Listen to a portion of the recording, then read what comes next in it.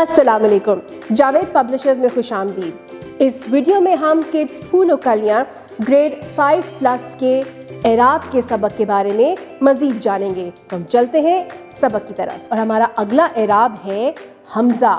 जी, ये हमने हरूफ तहज्जी में भी पढ़ा था और हमने वहाँ भी बच्चों को बताया था कि हमज़ा हरूफ तहज्जी का वो हिस्सा है जिसे अल्फाज नहीं बनते, हाँ, मगर वो अल्फाज की अदायगी में हमें मदद देते हैं।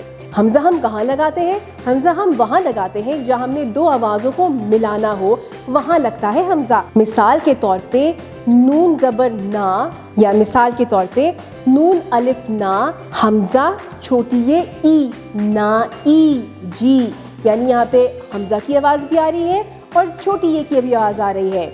इसी तरह से रुई, सुई और नाव। अब इनके ऊपर हमारे पास तस्वीरें मौजूद हैं, तस्वीरों के बारे में बातचीत कीजिए। जब आपने ये वाला काम करवा लिया हो तो हम सफ़ा नंबर 55 के अगले हिस्से की तरफ चलेंगे और हमारे पास फिर से कुछ अल्फाज मौजूद हैं, जैसे कि आई, आए, लाई, लाए।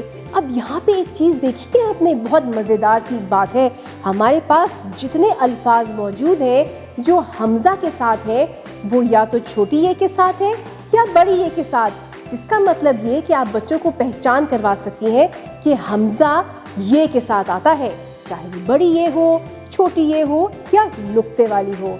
तो ये बच्चों के लिए बहुत आसान हो जाएगा पहचान करना। ये वाला काम करवाने के बाद हम इसी सफ़े के मश्क की तरफ चलेंगे। अब मश्क हमारी कहती है मद लगाएं और लफ्ज़ मुकम्मल करें। जी, हमारे पास अल्फाज मौजूद हैं, आप अल्फाज पढ़ते जाइए, बच्चे इसके ऊपर मद लगाते जाएंगे। फिर हम चलेंगे जज़म की तरफ, इसी तरह चलेंगे हम हमज़ा की तरफ। आप बारी बारी अल्फाज पढ़ें सही अदायगी के साथ, यानी सही तलफ़्फ़ुज़ के साथ, और बच्चे उसके ऊपर एराब लगाएंगे। इस तरह से बच्चों की दोहराई भी हो जाएगी, पहचान भी हो जाएगी और हमारा काम भी हो जाएगा। आपकी समाअत का बेहद शुक्रिया। अपना बहुत ज़्यादा ख्याल रखिएगा और जुड़े रहिएगा बोलती किताबों के साथ।